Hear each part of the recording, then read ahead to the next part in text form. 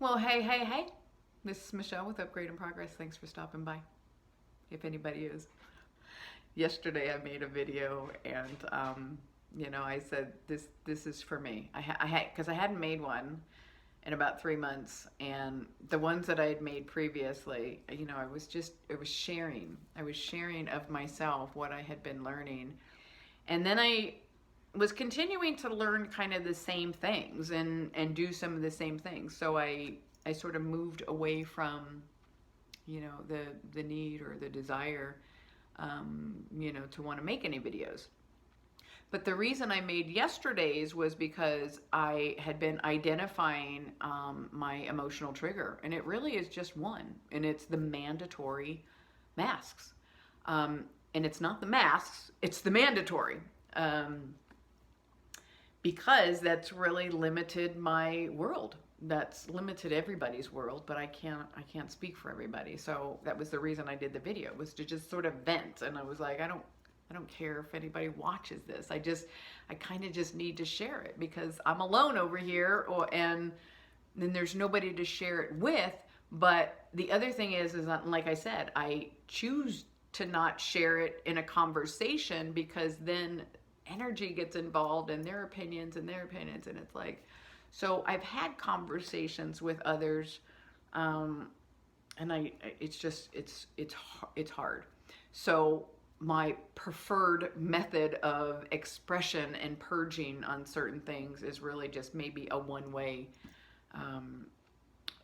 dialogue, somewhere where I can share without having to, stop because somebody else can't control themselves and wants to, oh my God, I did that too. And I love those conversations. But there's times when I really just want to flow. There's ideas and thoughts that are coming down. So I'm hoping that I can kind of get into one of those flows where information is just coming, and that's all I wanted to do is kind of share it. So I don't have really any intention or purpose, or I think I'm just going to name this video, I do what I want.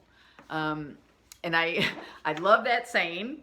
Anybody who knows me knows that I'm a free spirit and don't like to be told what to do, and have come into my sovereignty and come into my freedom. So that's why the trigger was that mandatory part of that mask, because I know how to take care of myself. I know I'm sovereign, and in that sovereignness, I know how to conduct myself. I know how to control myself without ever infringing upon somebody else. That to me is what sovereignty is. It's like, yes, Michelle is completely, utterly happy in and of itself. I can go through this world. In other words, I'm not dependent on anything outside of me to make me happy, to make me complete, to make me full. I do that for myself.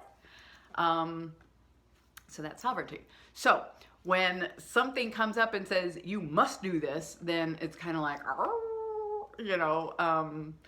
so I had been realizing it because I live in Arizona, and our governor basically, mandated them a few weeks back. And when it first rolled out, I was like, I could really feel the trigger. I could really feel the anxiety, because there was something deep inside me that says, I'm not doing it. I'm not doing it. I'm not doing it. So almost panic set in. Almost, it wasn't, but it was like, I'm not doing it. How am I going to get my food? Like, I'm going to have to compromise. I'm going to have to put on a mask to get my food? What? Oh, wait a minute. Okay. So then I learned how to order it online. And so I shared yesterday's video that this trigger, it's kind of funny because I don't have to participate in it. I am, financially set. I don't work outside of my home. I can stay here.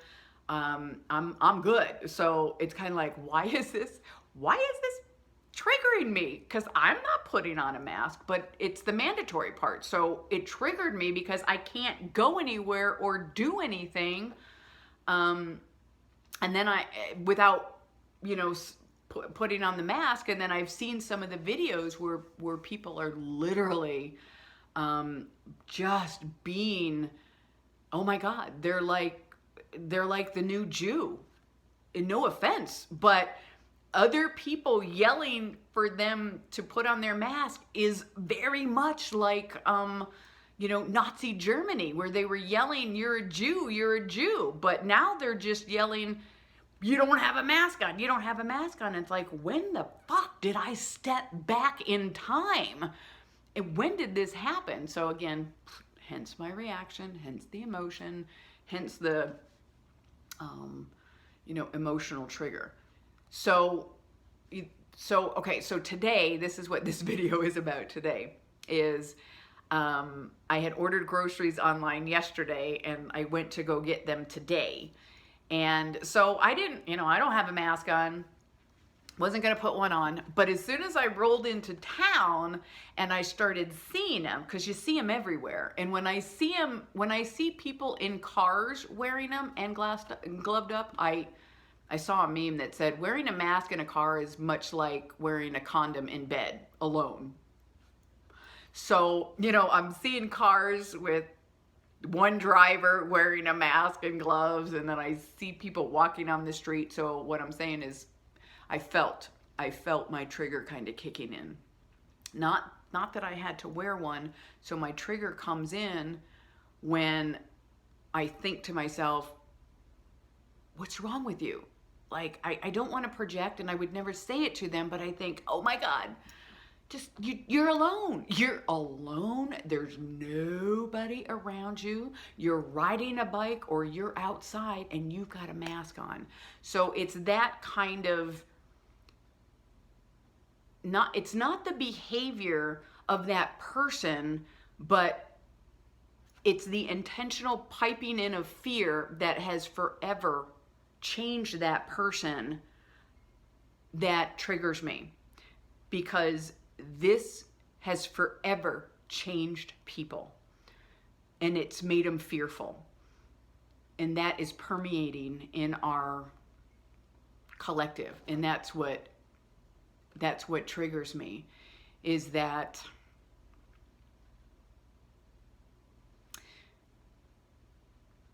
there's so much fear of each other that there's not going to be any more hugging. Those are human basic needs that we need. We need to touch. We need to hug. We need to feel loved and embraced. And this has eradicated that. Not completely, but predominantly. And that's the part that triggers me, is that when I see these people wearing the masks alone, they have been programmed and forever changed and forever altered. And to undo that means that they have to wake up to the fact that they have been deceived. And many people don't want to face that. So they will cling to what they've been doing so that they don't have to feel those feelings. Because once we come into that realization that all of this is just bullshit, and I don't mean the virus, and I just believe that it's very much like the annual flu, and maybe it's got a little steroid to it. But if people have been taking care of themselves, then, and you get outside and you get sunshine and you hydrate yourself and you take some vitamins and you keep your immunity high, then you don't have anything to worry about. And even if you get it, you might sneeze, you might have some issues. The rest, I just don't believe. And go watch the other video if you want more details, because I can already kind of feeling it triggered, and that's not my point. But again, like I said, this video is for me, and it is me feeling the energy come up, feeling the emotional power and trigger kind of behind it, and then recognizing that, not participating in this game and this charade is detaching from all that. So it is my process. It is my process to feel the trigger, recognize it, that awareness of, oh, fuck, there I am, that shit, I'm in it, and then do what I need to do, whether, sometimes just awareness and taking a deep breath and bringing it back to this present moment, and, I'm safe and everything's good, can settle that energy back down and bring me back into my most predominant operating frequency, which is love. And it was intentional that I sat under, the chakra system, because I wanted to kind of bring into a little bit of awareness as far as where we're at. And one of the things that I've been working predominantly on, and I share this in almost every video, is that I'll just call myself a professional meditator, because I truly, for the most part, meditate anywhere from 2 to 5 hours a day. And it's mostly around like 3 to maybe 6 hours a day, sometimes, depending. But this has really cleared out my channels. But I remember the moment, and the truth is you hear me and you hear others talk about the fifth dimension, and that we are evolving in consciousness, and you hear talking about frequency and energy and vibration. And, we kind of got to start realizing that our brains are like receivers. We're receivers. This whole channel within us is like energy centers throughout the body. And it holds information, and it holds emotions, and it holds certain patterns of our thinking and our expressions. And the truth is that for probably thousands of years, we've literally been programmed and kept into these 3 lower frequencies: the root chakra, the sacral chakra, and the solar plexus chakra. And those are the 3 lower ones that are really predominantly focused on like survival, attachments, safety, sexuality, perceptual awareness in the solar plexus.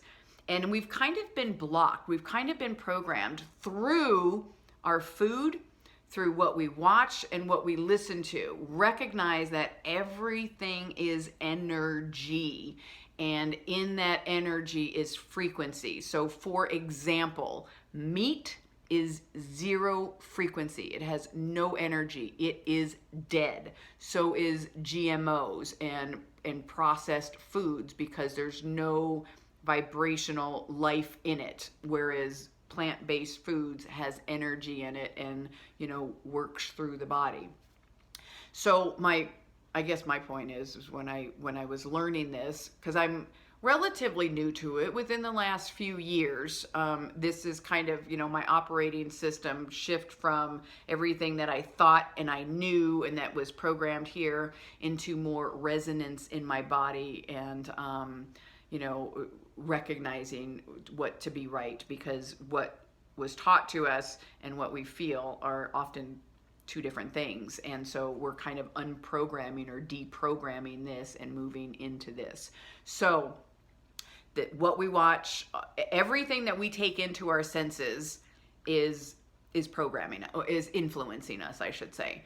So for the most part, even I used to watch the news, used to watch TV programs, television, so they were programming us, and I also was locked into this lower frequency.